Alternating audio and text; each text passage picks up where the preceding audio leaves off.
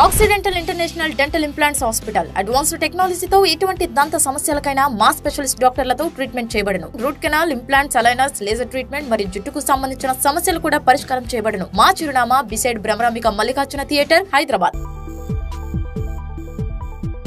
Hi everyone, this is doctor Madhuri, periodontist and implantologist.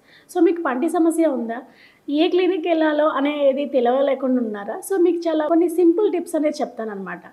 First thing, మీకు ఒక పంటి సమస్య వచ్చినప్పుడు మీ దగ్గరలో ఏం క్లినిక్స్ ఉన్నాయి, సో ఏవి మంచి క్లినిక్స్ ఉన్నాయి అని మీరు సోషల్ మీడియా ద్వారా ముందు తెలుసుకోవచ్చు. సో ఎలా తెలుసుకోవచ్చు అంటే వాళ్ళ రివ్యూస్, వాళ్ళ రేటింగ్స్, సో ఆ రివ్యూస్లో ఎంత జెన్యూన్గా ఉన్నాయి, మేడం ఎంత ఎక్స్పర్ట్గా ఉన్నారు, లేదంటే ఎంత పేషెన్సీగా ఉన్నారు. దాంతోపాటు ఇంకెవరన్నా వర్డ్ ఆఫ్ మౌత్, అంటే ఇంకెవరన్నా ఓల్డ్ పేషెంట్స్ మీకు తెలిసిన వాళ్ళలో మీ సర్కిల్లోనే ఎవరైనా చెప్పారనుకోండి, సో అది ఇంకొక యాడెడ్ అడ్వాంటేజ్ అవుతుందన్నమాట. సో ఇవన్నీ తెలుసుకున్న తర్వాత మీరు కొన్ని క్లినిక్ షార్ట్ లిస్ట్ చేసి, దాని తర్వాత క్లినిక్ వెళ్ళిన తర్వాత ఆ క్లినిక్ ఎలా ఉంది, వాళ్ళ దగ్గర ఎక్విప్మెంట్స్ బాగున్నాయా, మనకు చేసే మేడమ్ ఆర్ మనకు చేసే సార్, మేడం ఎంత ఎక్స్పర్ట్ ఉన్నారు, మేడంకి ఎంత ఇది ఉంది అనేది మనకి తెలిసిన తర్వాత మనం ఒకసారి అక్కడ ఉన్న ఓల్డ్ పేషెంట్స్ని ఎలా ఉంది ట్రీట్మెంట్ అని అడగొచ్చు. లేదు అంటే ఓల్డ్ పేషెంట్ యొక్క టెస్టిమోనియల్స్ ఉంటాయి, వాళ్ళది ఫోటోగ్రాఫ్తో సహా, అంటే బిఫోర్ ఎలా ఉంది, ఆఫ్టర్ ఎలా ఉంది, వాళ్ళ ఒపీనియన్ ఎలా ఉందన్న తర్వాత మీకు ఆ హాస్పిటల్ కానీ ఆ డాక్టర్ మీద కానీ నమ్మకం ఉంది అన్నప్పుడు మనము ట్రీట్మెంట్ అనేది స్టార్ట్ చేయించుకుంటూ ఉండాలి. ఎందుకు ఇలా అంటున్నాను అంటే, సో ఎవరో ఫ్రెండ్ చెప్పారు, రిలేటివ్ చెప్పారు, లేదు అంటే ఏదో వేరే వాళ్ళు చెప్పారని వెళ్ళటం వల్ల చాలామంది చాలా లాస్ అవుతూ ఉన్నారండి. సో సరైన ఎక్స్పీరియన్స్ డాక్టర్ దగ్గరికి వెళ్ళటం వల్ల రీసెంట్గా జరిగిన 2 ఎగ్జాంపుల్స్ మీకు ఎక్స్ప్లెయిన్ చేస్తున్నాను. సో నా దగ్గరికి లాస్ట్ వీక్ ఒక పేషెంట్ వచ్చారండి. సో జ్ఞానదంతము దాని పక్కనున్న పన్ను మిస్ అయ్యి వచ్చారు. ఏమైంది సార్, దవడదంతం పోయింది కదా, పన్ను ఎందుకు పెట్టించుకోలేదు అంటే, నాకు డెంటిస్ట్ అంటేనే భయం అవుతుంది మేడం. సో నాకు జ్ఞానదంతం నొప్పి ఉంటే ఒక డాక్టర్ దగ్గరికి వెళ్తే అది టిపికల్గా ఉంది, సర్జికల్ ఎక్స్ట్రాక్షన్ చేయాలని చెప్పారు ఆ డాక్టర్ గారు. కానీ నేను మా ఫ్రెండ్ ఒకతను, మా కజిన్ ఉన్నారు, సింపుల్గా చేస్తారు, బడ్జెట్ ఫ్రెండ్లీగా చేస్తారంటే అక్కడికి వెళ్ళారంట. సో అక్కడికి వెళ్ళగానే అది సర్జికల్గా ఏం అవసరం లేదు అని తీయటం స్టార్ట్ చేసి 2 to 3 అవర్స్ తీసుకున్నారంట. ఆ 3 అవర్స్ తీసుకున్నా సరే ఆ సర్జరికల్ ఆ ప్రొసీజర్ సరిగ్గా చేయకపోవటమే కాకుండా బ్యాడ్ థింగ్ ఏంటి అంటే, ఆ జ్ఞానదంతం వల్ల ముందున్న దవడదంతం కూడా లూజ్ అయిందంట. సో అదే రోజు 3 అవర్స్ తర్వాత జ్ఞానదంతము ప్లస్ ముందున్న పన్ను తీశారు. తీసిన తర్వాత సారీ అది వీక్ అయింది అందుకని తీసా అని చెప్పారంట. సో అతను చాలా బ్యాడ్గా ఫీల్ అయ్యి దాని తర్వాత ఒక 2 years వరకు అసలు ఒక డెంటిస్ట్ దగ్గరికి అనే వెళ్ళలేదంట.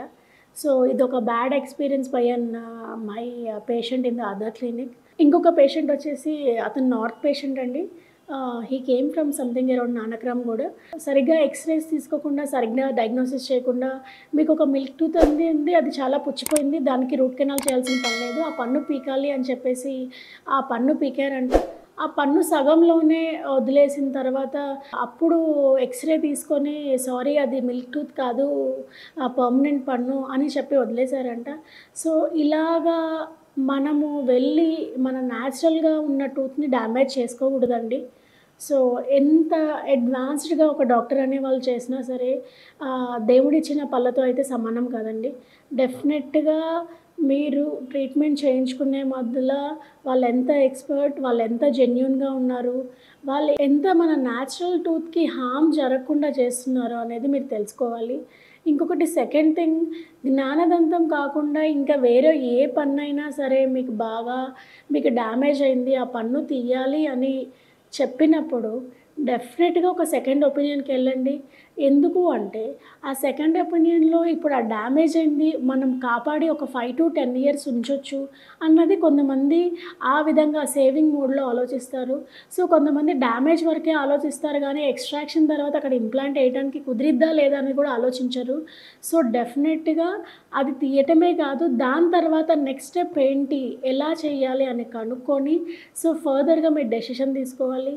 సో ఇలాగే ఇంకొక కేసు రీసెంట్గా ఏం జరిగింది అంటే, వేరే చోట ఈజ్ జస్ట్ 12 ఇయర్స్ బాబు. ఆ బాబుకి దవడదంతం పుచ్చింది అని తీసేశారు. ఆ 12 ఇయర్స్‌కి ఇంప్లాంట్ వేయాలి అని చెప్పారంట.